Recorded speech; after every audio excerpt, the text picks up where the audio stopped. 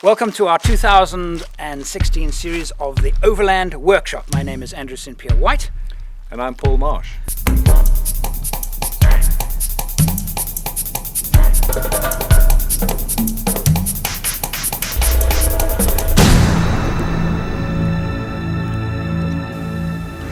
I noticed that in the United States, and I'm not sure if it's the same in Australia, but the United States has taken on this thing called a wolf pack. It's the old ammunition style plastic box with the removable lid with clips. Do you know how valuable that has been in the overland industry?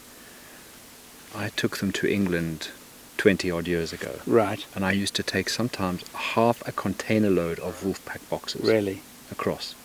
And you used to get them in different colours. Why did they become so popular? Because they are so awful.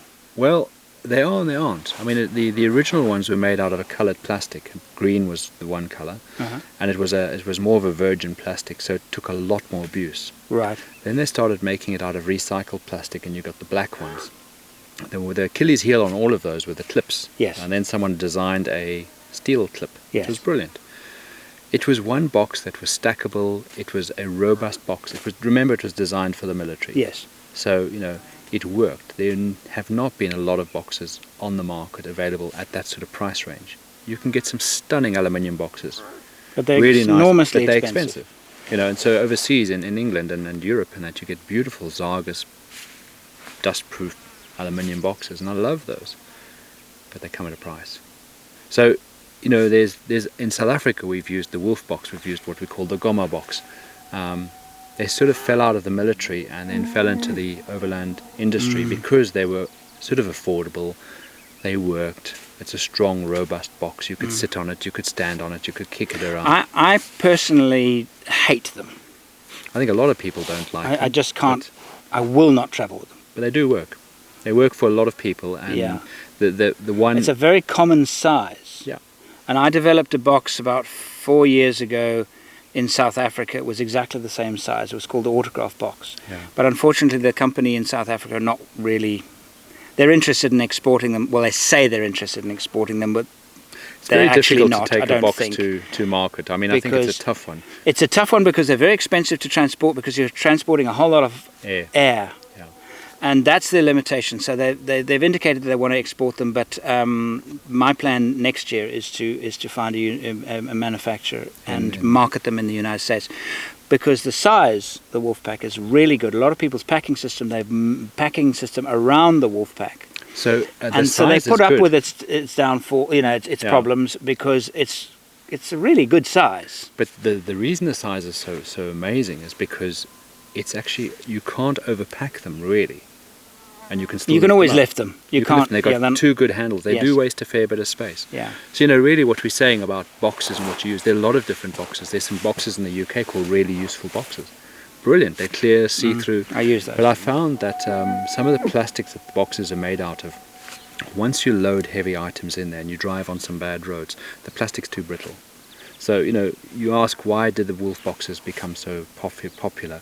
A lot of it was because the plastic could endure a lot of harsh punishment, and they stood up to a lot of abuse. Yeah.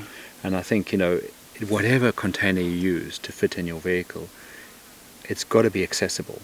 And also you've got to look at how you distribute the weight with that. Because if you've got boxes going in from the back of your vehicle, you want to be able to put the heavy stuff further forward. You also want to know, when you take that box out, you've got, ideally, let's say a recovery kit in one box.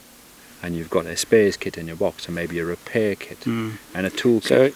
Yes. So it's dividing stuff up that you don't use too often, that you can get when you need to. Yeah. And again, we've talked previously about this, is about getting the weight right. We've seen on this trip alone, we've seen a few vehicles dangerously overloaded. The roof racks were just scarily overloaded. 8 jerry cans on the roof of a Nissan Patrol yesterday. Yeah. Wow. And going down Van Sales Pass, where some of those areas are they're difficult, they're challenging. So the risk of the vehicle falling over is quite high, let alone the risk on high speed. So yes. Packing systems for roof racks.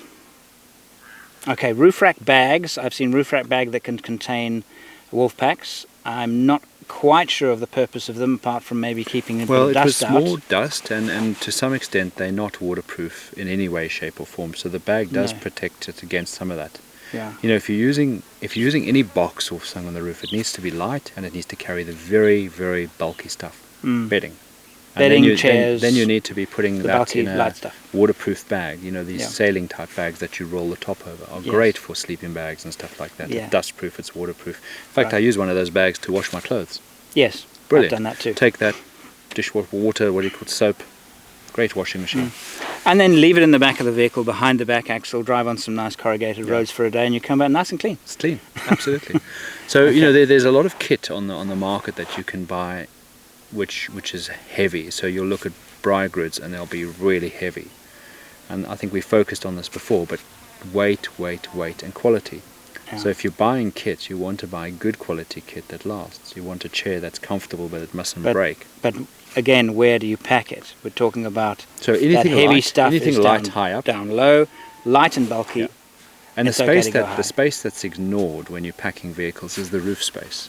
So behind, if there are two people traveling in a vehicle, behind the driver's seat and passenger seat, you've got amazing roof space behind you, and a roof net, sort of stretched across, is fantastic for jackets and stuff stuffed Okay, up above here's that. a question. Where do I get a roof net? I have so struggled. Okay, there's a company in Joburg called Liftlash, and Don't they- like the make holes a- are far too big. Yeah, but there's good value in that. You say that, and you're right, but because the hole's big, you can pull a jacket out from the middle, and But you they can fall push out. it back in. No, I tried one. You fold one. I've used them all the time. Really? Yeah. I So have fold- too, and I didn't. I fold found it, and I find that the squares are that size, the hole. And I found that if you find that's too big, the reason I like that is because there's no stretchy give, and I can get that nice and taut. It's yes, like a shelf. Yes, you can. And get I'm them. getting that much space stored, Yes. and I can actually unclip it and roll it behind the back seat if I've got 4 people. Okay. And I can do the same in the very rear of the vehicle when I've got, let's say, your drawer system. If you choose to use drawers, you've got the next layer, and then you've got that awkward space in the roof that you can't quite use. Right. And you either put a shelf across there that you can sort of access through the door, or you stretch a net across there. Or you use side cavity space, or you put nets like on doors opening up at the back where you can put a drop-down shelf. So again, it's where do you store stuff? I've used nets in the cargo areas of station wagons, and they're a fantastic way of saving space for blankets and jackets and those and towels. And then you're putting the light stuff high up again, Light stuff and you're high putting up the and lower out of the stuff way. low down. Yeah. And if you can get your water and fuel in the chassis as prize number 1, second to that, you know, if people are traveling 2 people, I'll often suggest that they take the second row of seats out, build a frame that bolts into the original bolt holes of that seat. That's easy. Your fridge is heavy, extra water is heavy, and if you had to carry extra fuel, that is one place you could put it. You know, it's not ideal, but it's a place where you can put it. But if you want your spares, your repairs, your recovery could be put in there, but it does need to be strapped down, and that frame needs to be solid. Yeah. Because if you have an accident and you've got all that weight behind your seat, crashing into your seat, that could kill you. So, you know, when someone builds you a frame in a car or does any modifications in the car, it's got to be properly designed, strong, anchor points, and you can anchor over the whole set of boxes down to the floor through proper anchor points. You know, these quick release anchor points are used with cargo rail. They're designed, they're from the aircraft industry. They take like 4,000 pounds braking strain to break one of those. And you can do this as long as if ever you drill through, you plate it at the back to give extra strength. Because people, they bolt a hole through the floor and they put a nut at the back. And of course that loading on that is tiny. If I put a big washer, I can actually spread that load. So it's a lot about anchoring points and understanding the strength. Yes. In terms of accident proofing a load bay in the vehicle, I would suggest that none of us, or very few of us who build vehicles, even the professionals, really understand the forces at work in an accident. And if you think it's not strong enough, it's not strong enough. You can make that assumption. You must make it go far over the top, go completely over the top. It's true. With and anchoring there's a nice your balance packing there. system, if you're putting in jerry cans in the back, they're not just strapped down to a little. They are, go mad. Yeah. As far as I'm concerned, You know, if you've because got a if load that comes guard, loose, so if you've got a load will guard, kill you. Yeah, You so know, it's generally you put so a load dangerous. guard in behind the seats, or where Yes. the second row seat goes to the rear compartment. So you divide your car into the front driving seat, 2 people now, your middle loading area, which you can access stuff like fridges, which are properly strapped down, and then you've got your rear, which I put a load guard, and the load guard's designed to stop loose stuff flying around. I mean, your mobile phone on the dash, you wouldn't believe what that could do to you Exactly. in an This is accident. exactly what I'm saying. So, We don't you know, believe what these well, things can do. I think the thing to do is that to make sure that every bit of kit is tied down and has its place. So when you're packing a vehicle up and you come to understand how you're going to build this vehicle, you give thought to where this lives, and that's its home.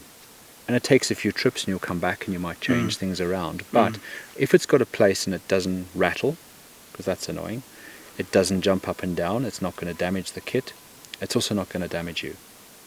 Yeah. And that's really, really very important that people understand that you know, strapping everything to a roof rack is fine if it's very, very light. But the heavy stuff has got to be low down. It's got to be in the vehicle. It's got to be strapped down. So lots of different ways. There's no right or wrong way. I think as long as you can go back to the principles of, is it safe? Is it safe? Is it It's strong? all about safety if you think about Yeah, it. is it reliable? Because if it's going to be strong and reliable, it's probably going to be safe. It's going to be safe, yeah. Yeah, and I think that's important. So yeah, good luck. Have some fun. Thank you. Did you enjoy that? Then please subscribe. If you'd like to take our relationship to the next level from just $1 a month to support my productions, or if you'd like to download everything I've ever made, go to forexoverland.com.